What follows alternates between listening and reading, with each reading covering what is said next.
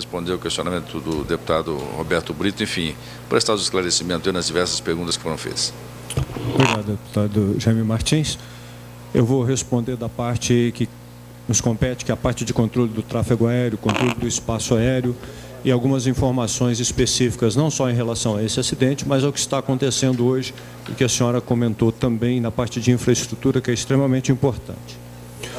Em relação ao caso do Air France 447 especificamente, muito se falou que não existe controle radar. Realmente, na parte do oceano, esse controle radar não existe.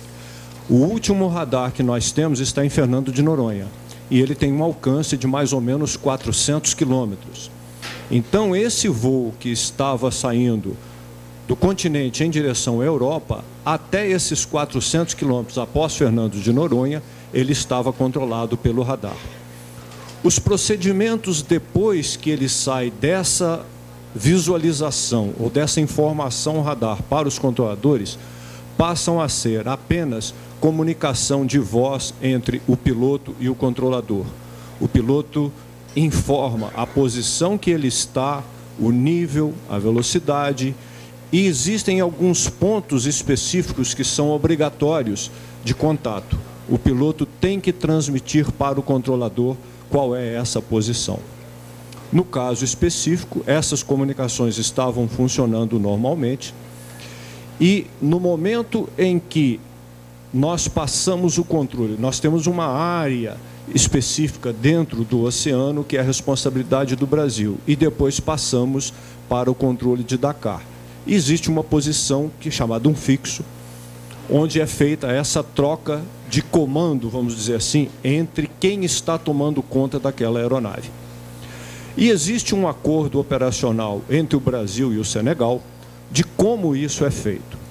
Nesse local especificamente, há uma dificuldade de comunicação com o Brasil, por vários motivos, principalmente meteorológicos. Porque o sistema de comunicação da aeronave é um sistema de alta frequência, chamado HF, e que ele pode falar uma distância maior. No entanto, nem sempre se consegue devido à ionosfera. Qual é o acordo que existe entre o Brasil e o Senegal? Uma aeronave que estiver passando nessa posição deverá chamar o Brasil. Se não conseguir contato com o centro, vai chamar Dakar, no Senegal. E esses horários são programados. Se 3 minutos após o horário previsto, aquela aeronave não tiver chamado Dakar, Dakar entra em contrato telefônico com o centro do Brasil e informa que a aeronave não chamou. E a partir daí são feitos os diversos processos para tentar identificar o que aconteceu com a aeronave, onde é que ela está. No caso do Air France, não houve o contato nessa posição com o centro de Recife, esperou-se os 3 minutos, como não houve contato de Dakar, teoricamente a aeronave estaria em contato já com Dakar. E a partir daí, então, não se tomou nenhuma outra providência, porque, pelo acordo, é como se a aeronave já estivesse sendo controlada por Dakar. Isso, na realidade, não aconteceu. E, posteriormente, quando essa aeronave deveria estar entrando na área de controle de SAL, e não entrou, SAL chamou Dakar, que aí falou com o Brasil, com o centro de Recife, informando que a aeronave não estava sob o seu controle. Ela ainda não havia chamado pelo rádio e nem tinha informação nenhuma de radar. A partir desse momento, então, é que foram tomadas as providências relativas à busca e salvamento, que existe um anexo da ICAO que estabelece quais são essas regras.